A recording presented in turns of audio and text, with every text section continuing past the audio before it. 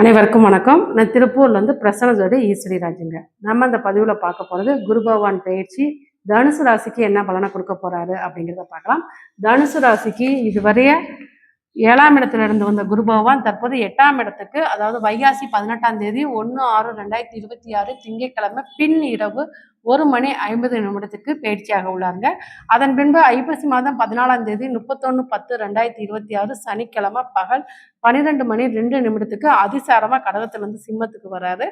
அதன் பின்பு தை மாதம் 10ஆம் தேதி 24/1/2027 ஞாயிற்றுக்கிழமை இரவு 1:32 சிம்மத்திலிருந்து திருப்பி கடகத்துக்கு வக்ரமாக போறாரு. அப்ப இதெல்லாம் வச்சு பார்க்குறப்ப இந்த தனுசு ராசிக்கு என்ன பலனை கொடுக்க போறாரு அப்படிங்கிறத பார்க்கலாம். இதுவரை குரு பார்வையில உங்க ராசி இருந்துச்சுங்க. இப்போ உங்க ராசிக்கு 8ஆம் இடத்துல போய் குரு உச்சமாக போறாரு, உங்க ராசி அதிபதியே.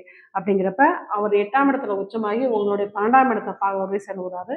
அதே போல 2ஆம் இடத்தையும் பார்வை செய்ய உள்ளாரு, 4ஆம் இடத்தையும் பார்வை செய்ய உள்ளாரு. இதன் மூலமா என்ன பலனை கொடுக்க போறாரு அப்படிங்கிறப்ப 2ஆம் இடம் அப்படிங்கிறதுனால அதுமே தனம் குடும்பம் வாக்குன்னு சொல்லக்கூடிய இடம். 2ஆம் இடம்ங்கிறது 12ஆம் இடத்தையும் பார்வை செய்யறதுனால யாருக்கு நீங்கள் கடன் பணம் கொடுக்க வேண்டாம், கொடுத்த பணத்தை திருப்பி வாங்குறதுல கொஞ்சம் கஷ்டத்தை கொடுத்துரும். ஏன்னா 8ஆம் இடத்துல போயிருக்கிறாரு.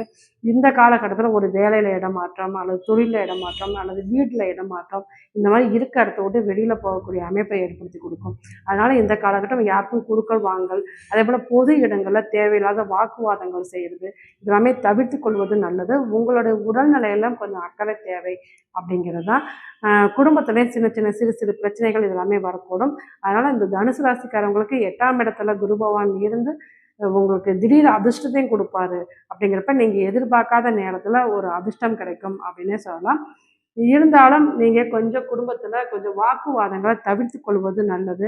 இருக்கிற இடத்த விட்டு கொஞ்சம் தூரமாக போய் நீங்கள் வேலை செய்யக்கூடிய அமைப்பு இடமாற்றம் இதெல்லாமே ஏற்படுத்தி கொடுக்கும் அப்படிங்கிறதான்.